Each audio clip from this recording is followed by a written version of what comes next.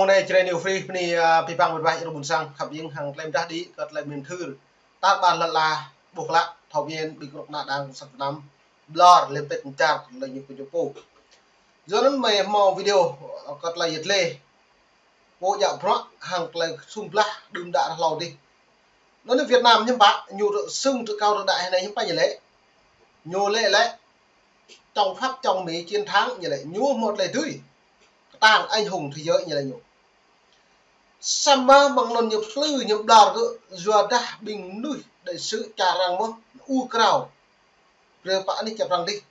lê đường giáp Mỹ bla trả Việt Nam chính sốt là hiển kẹo tới bằng rạm như yếu hiến pháp còn lại Hoa Kỳ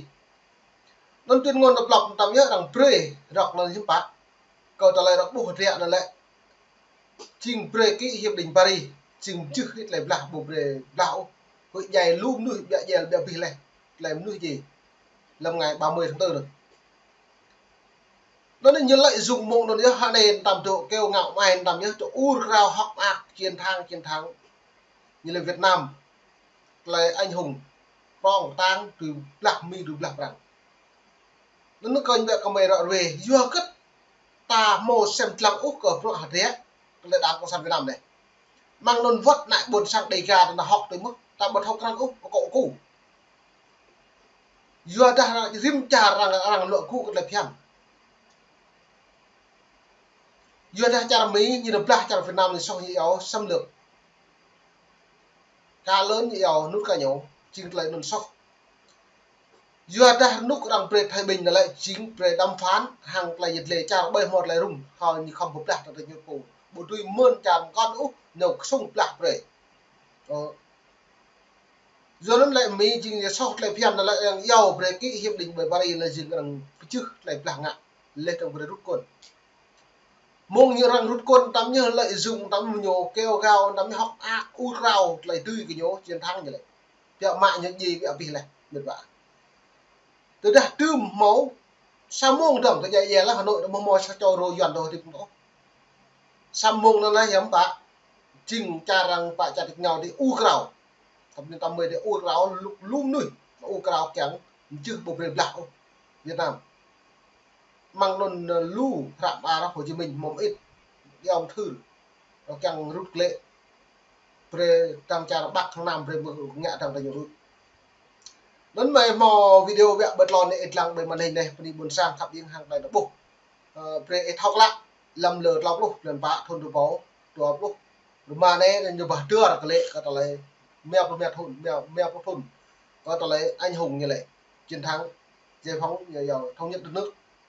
hiện mạng bây giờ thông đất nước lại đơn lấy nhớ lại dùng nhầm đi cái đã buồn sang để gà được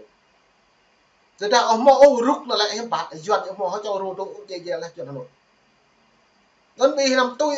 mỗi có lại dọn lệ lại ngạ lệ là học nạt nằm học cái nhũ là thì buồn sang mong hay làm problem thì mình đặt về để buộc lại đơn mong này mà mau video đó còn lại Nhật Lệ Việt Nam đã bài trật như áo còn ta lại lạc ngạ một điều nó chả Mỹ giờ ta bây giờ hay lưu thạm chả Mỹ phạm nhiệt thạm và anh ấy làm cho Hà Nội đi nhiều địa vị này nó những đo là như lại chiến thắng một vài nhưng mà về mức là nhiệt lên này của Mỹ năm 72 là miền Nam đã thắng trận ở địa thế của miền Nam thì Việt Nam là coi như là không còn vậy à chỉ còn độ 25.000 người lúc đó là quân đội quốc gia tận được 800 mấy chục ngàn rồi cái nhân tư về các xã có 1 triệu người họ có gần 2 triệu người bây giờ mình thấy cái đó là ai thắng ai thua thành ra nếu không có cái hiệp định Paris với thầy Hanoi không có thắng được em bảo từ ta bom máu hiệp định Paris Hà Nội bỏ một lần tới như đấy bởi á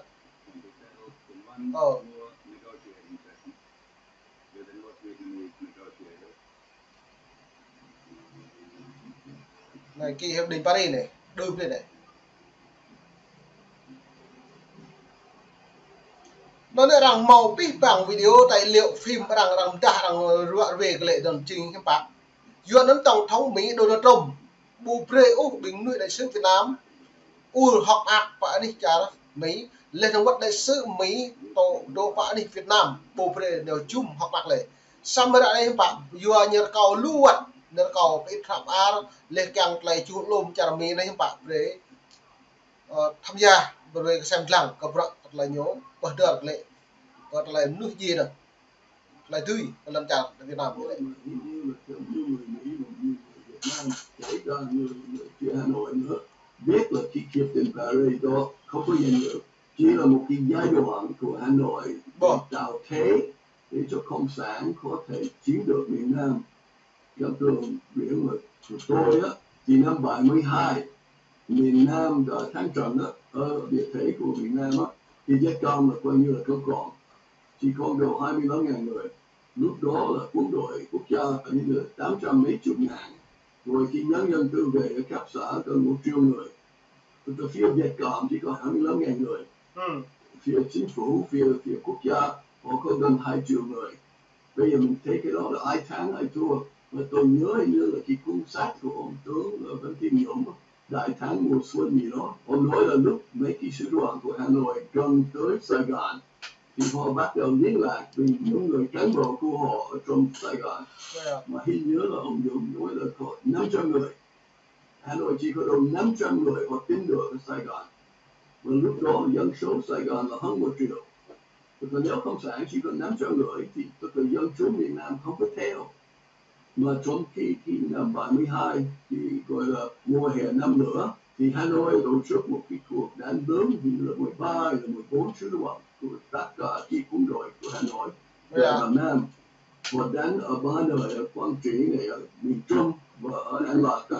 Và họ không thắng được. Lính Mỹ là đi về rồi, chỉ có ủng hộ miền Nam bằng máy bay thả bom á, nhưng mà quân đội miền Nam rất là ảnh hưởng, họ đứng tại chỗ, họ không chạy, họ thắng. Rồi sau đó ông Kissinger vẫn giữ cái lời hứa với Hà Nội, thì Hà Nội sẽ được phép giữ được cái quân đội ở trong miền Nam. Sau đó nếu hai bên Việt Nam bắt đầu đánh nhau nữa, Mỹ sẽ lỡ luôn. Đó là cái đề nghị của Kissinger đối với Hà Nội, Nga và Trung Quốc.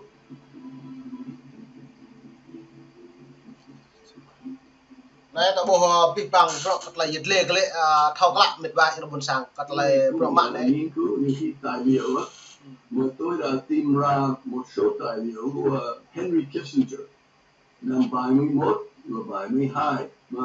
chắc nhiều người ở trong nước thì họ nhớ là ông Kissinger là thương lượng với Lê Đức Thọ ở Paris để đưa đến một cái hiệp định hòa bình. Trên giấy tờ nói là hòa bình nhưng mà thật sự thì Hà Nội không có